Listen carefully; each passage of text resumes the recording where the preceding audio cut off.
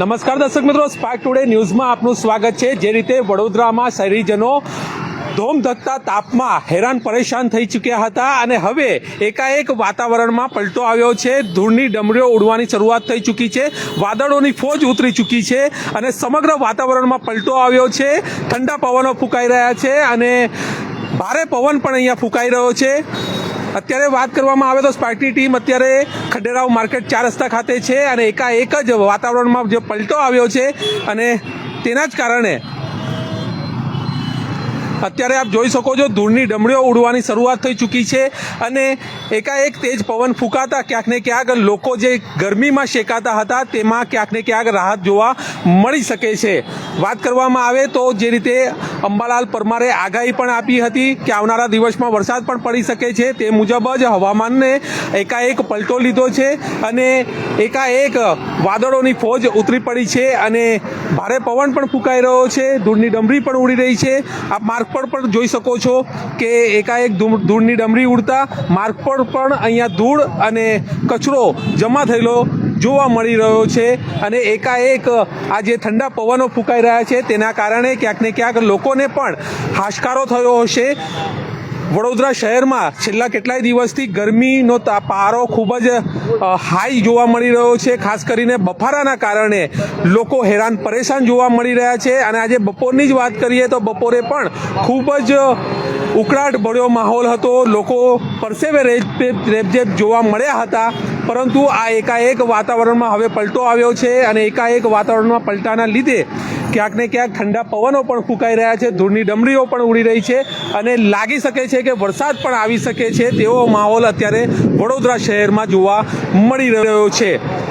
અત્યારે લોકો પણ ખાસ કરીને જ્યારે આ ખંડેરાવ માર્કેટ 4 રસ્તાના દ્રશ્યો છે, આપ જોઈ શકો છો કે ખાસી અવરજવર પણ હોય છે। લોકોને સ્પાર્ક ટુડેના માધ્યમથી અપીલ પણ છે, જો પવન ફૂંકાતો હોય તો સેફ જગ્યા પર ઊભા પણ રહી જાય જેથી કરીને કોઈ પણ તકલીફ ન પડે, કેમ કે પવન ફૂંકાતો હોય છે, ધૂળની ડમરીઓ ઉડતી હોય છે, તેમાં ક્યાંક ને ક્યાંક વૃક્ષ પડવાના બનાવો પણ સામે આવતા હોય છે, એના બોર્ડ પડવાના પણ બનાવો સામે આવતા હોય છે। તેના જ કારણે લોકો પણ તકેદારી રાખે તેવું અત્યારે સ્પાર્ક ટુડે પરિવાર ઈચ્છી રહ્યું છે। વરસાદ પણ જો આ જ રીતનો માહોલ છે એ જોતા લાગી રહ્યો છે કે વરસાદ પણ વરસી શકે છે, પરંતુ અત્યારે વરસાદ નથી વરસી રહ્યો, પરંતુ તે જ પવન ફૂંકાઈ રહ્યો છે। આપ પણ અમને કોમેન્ટના માધ્યમથી જણાવી શકો છો કે ક્યાં વરસાદ ચાલુ છે, વડોદરા શહેરમાં અલગ અલગ વિસ્તારમાં વરસાદ પડે છે કે કેમ, તે પણ અમને કોમેન્ટના માધ્યમથી અમને જણાવી શકો છો। હાલ અત્યારે સ્પાર્કની ટીમ જે ઊભી છે ખંડેરાવ માર્કેટ 4 રસ્તા ખાતેના દ્રશ્યો છે। અંકલેશ્વરમાં વરસાદ ચાલુ છે તેવું ચંપક ચૌહાણ જણાવી રહ્યા છે।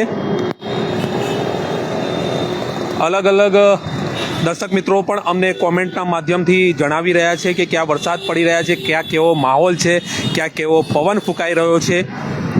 તો અંકલેશ્વરમાં વરસાદ ચાલુ છે તેવું ચંપક ચૌહાણ જણાવી રહ્યા છે।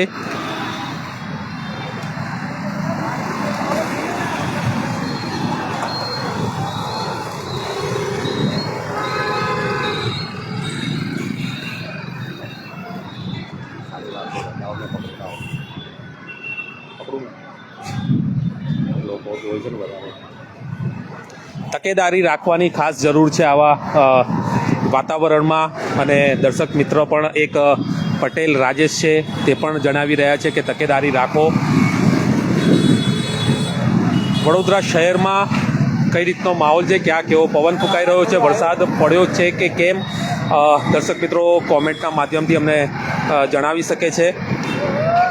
આણંદમાં વરસાદ નથી પડ્યો તેવું અજીત થાપા અત્યારે જણાવી રહ્યા છે, પરંતુ ચોક્કસ કહી શકાય કે અલગ અલગ સિટીમાં વરસાદ ચાલુ છે, તેવી જ રીતે છોટાઉદેપુરમાં પણ વરસાદ ચાલુ છે તેવું સુરેશ રાઠવા જણાવી રહ્યા છે।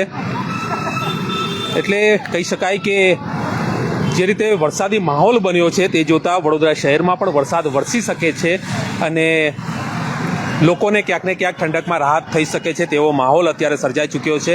પવન અત્યારે ફૂંકાઈ રહ્યા છે, જરોદમાં વાવાઝોડું ચાલે છે તેવું મનીષ ખરાટ જણાવી રહ્યા છે। ખાસ કરીને પવન ચાલુ છે, વરસાદ નથી વરસી રહ્યો, પરંતુ એકાએક આજે વરસાદનો માહોલ બન્યો છે અને વરસાદના માહોલના કારણે ક્યાંક ને ક્યાંક લોકોને ખાસ કરીને જે ઉકળાટનો માહોલ હતો અને પરસેવે રેબઝેબ લોકો થયા હતા તેમાં ક્યાંક ને ક્યાંક રાહત અનુભવી હશે લોકોએ. અને અત્યારે જે રીતનો માહોલ છે તે જોતા વરસાદ પણ વરસી શકે છે, પરંતુ અત્યારે વરસાદ નથી વરસી રહ્યો, પણ ક્યાંક ને ક્યાંક પવનના કારણે લોકોને રાહત થઈ છે તે ચોક્કસ છે. Paresh Makwana, spark today news, Vadodara.